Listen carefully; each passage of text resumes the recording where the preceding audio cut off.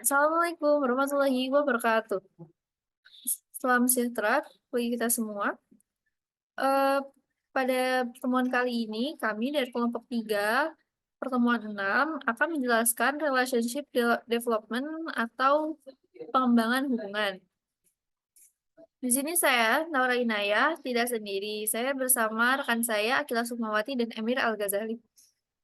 Selanjutnya, nah, yang akan dibahas pada pertemuan kali ini ada 5 teori pengembangan hubungan. Yang pertama adalah uncertainty reduction theory, social penetration theory, social exchange theory, relational dialectics theory, communication privacy management theory. Selanjutnya, yang pertama, uncertainty reduction theory. Pengertian dari teori ini adalah ketika orang asing bertemu, fokus utama mereka itu mengurangi rasa ketidakpastian dalam situasi tersebut. Karena ketidakpastian itu pasti tidak nyaman ya. Nah, jadi orang dapat merasa tidak pasti pada dua tingkat yang berbeda. Yaitu pertama ada perilaku kognitifnya dan ada perilaku dan ada kognitifnya. Mereka mungkin tidak yakin bagaimana harus bersikap atau bagaimana orang lain akan bersikap.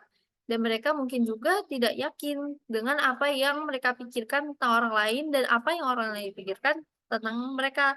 Nah, ketika kepastian tinggi terkait dengan berbagai perilaku verbal maupun non-verbal. Teori ini memiliki 7 asumsi. Yang pertama, orang-orang mengalami ketidakpastian dalam lingkungan interpersonal. Yang kedua, ketidakpastian adalah keadaan yang tidak menyenangkan, yang menghasilkan stres kognitif. Yang ketiga, ketika orang asing bertemu, perhatian utama mereka adalah mengurangi ketidakpastian atau meningkatkan prediktabilitas. Yang keempat, komunikasi interpersonal adalah proses pengembangan yang terjadi melalui tahapan-tahapan. Yang kelima, komunikasi interpersonal adalah sarana utama untuk mengurangi ketidakpastian.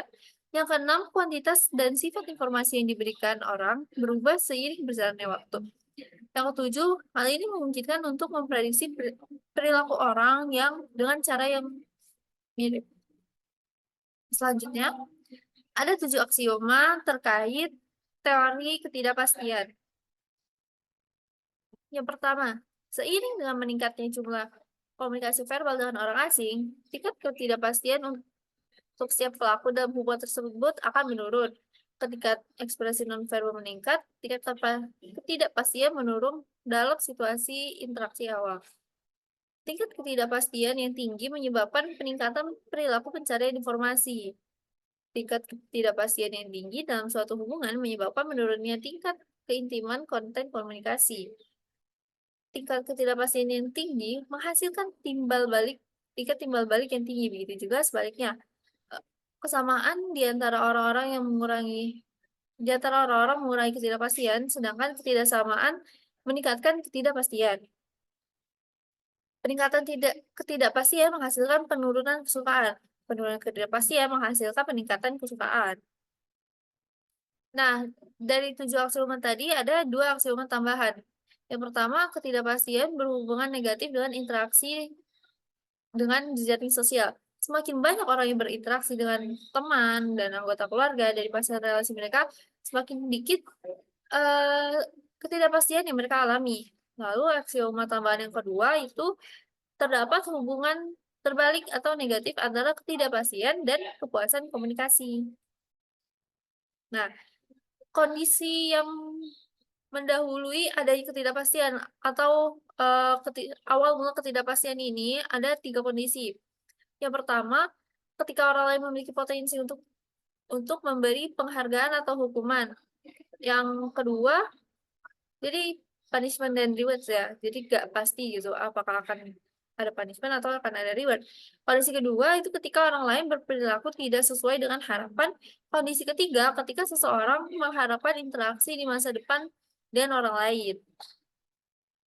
Selanjutnya, strategi. Nah, jadi ada 3 kategori strategi untuk menghadapi ketidakpastian. Yang pertama, strategi pasif. Jadi, seseorang berperan sebagai pengamat. Yang kedua, strategi aktif. Nah, pengamat yang tadi terlibat dalam beberapa jenis upaya selain kontak langsung untuk mencari tahu tentang orang lain.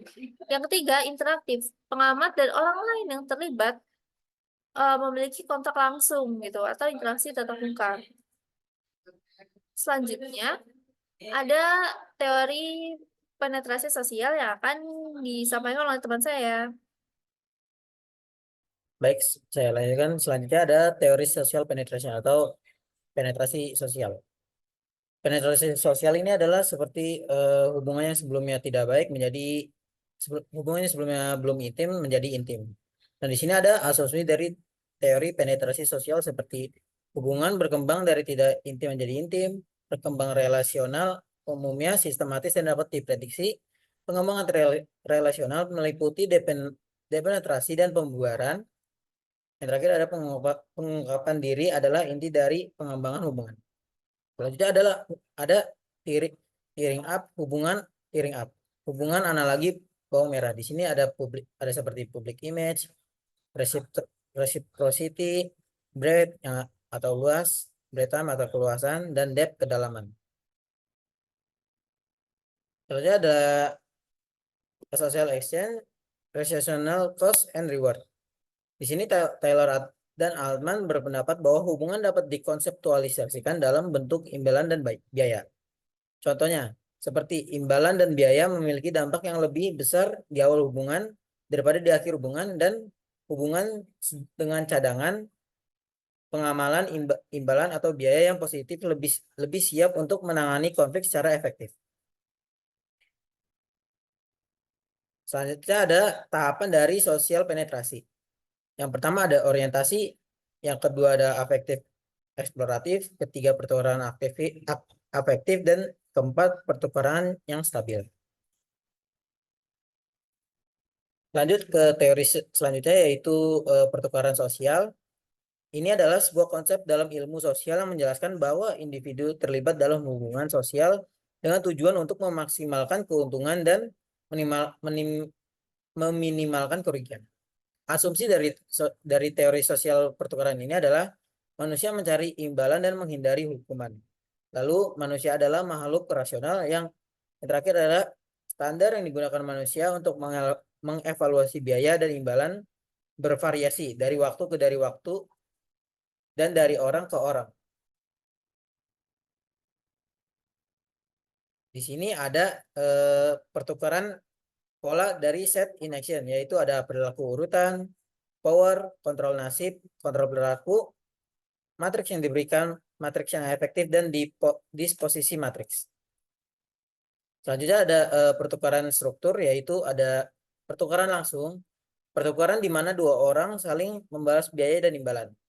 Dan kedua, ada generalisasi pertukaran, yaitu pertukaran di mana timbal balik melibatkan jaringan sosial dan tidak terbatas pada dua individu kontrol perilaku.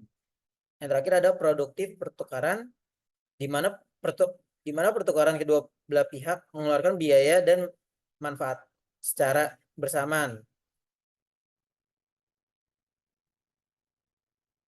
Selanjutnya akan dibacakan oleh teman saya.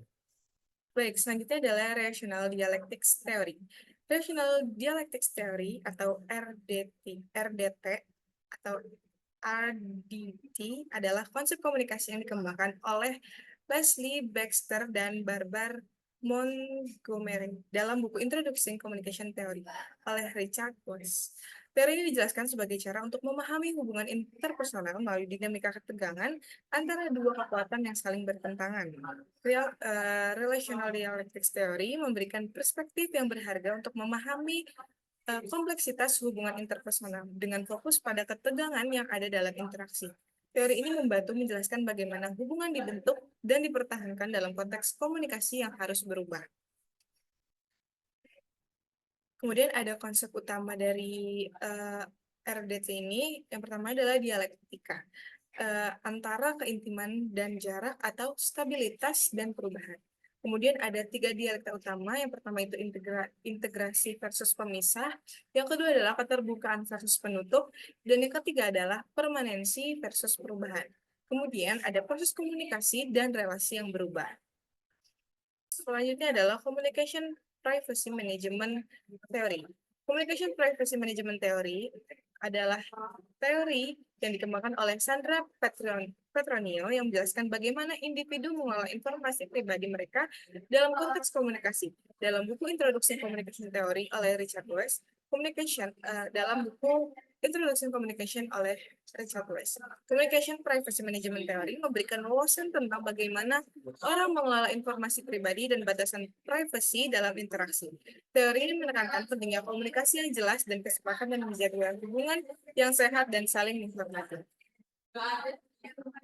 Communication Privacy Management Theory, teori ini dikembangkan oleh Sandra sebagai berikut. Yang pertama adalah privasi dan informasi pribadi. Ketika seseorang membagikan informasi, mereka juga menetapkan batasan mengenai siapa yang dapat mengakses dan menggunakan informasi tersebut. Dan yang kedua adalah pengelolaan batasan.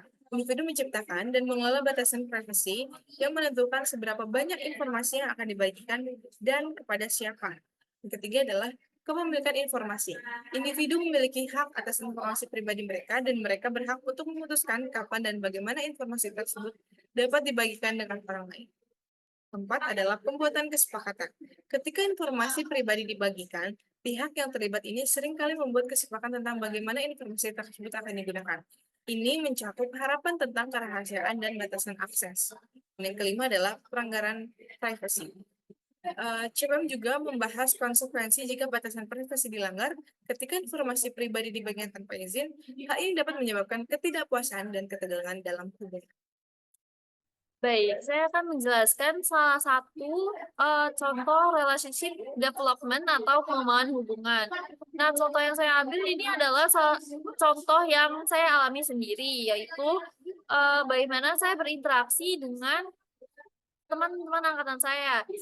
Nah, pada gambar yang di atas, gambar tersebut diambil di press release PKKMB 2023, di mana pada masa itu kita masih menghadapi situasi yang ada di teori yang pertama, yaitu ketidakpastian. Jadi kita masih merasa ada ketidakpastian di antara dengan teman kita, dengan kakak tingkat kita. Lalu seperti yang dijelaskan juga di teori social penetration, stage pertama dari social penetration adalah orientasi. Nah, di sini kita masih berorientasi gitu. Jadi kita masih berkenalan. Berbeda lagi dengan foto yang sudah di bawah, yang dimana kita sudah kurang lebih hampir 1 tahun kenal satu sama lain. Pada foto di bawah itu adalah acara Abirama Budaya, tugas akhir komunikasi lintas budaya di semester 2. Nah, pada